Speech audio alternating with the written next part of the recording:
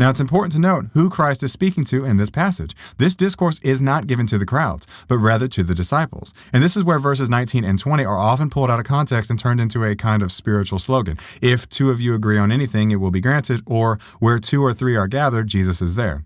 But notice, Jesus is not changing subjects. He's still speaking about the church's authority, about binding and loosing, about reconciliation and discipline. When Christ says, if two of you agree on earth about anything for which they are to pray, the agreement in view is not merely agreeing on words, but concord, unity of mind and will within the process he has just laid out.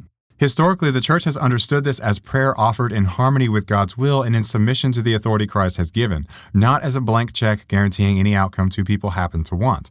And when Jesus says, where two or three are gathered in my name, there I am in the midst of them, he's not redefining the church as any casual gathering of believers. He is assuring his disciples that even when the church must act through a small number, witnesses, elders, or leaders, he himself is truly present with them when they act in his name and according to his command.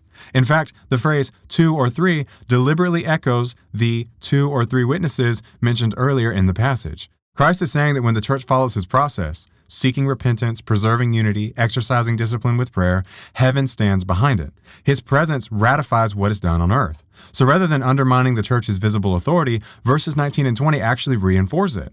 Christ is not offering an escape hatch from the church. He is promising his presence within her.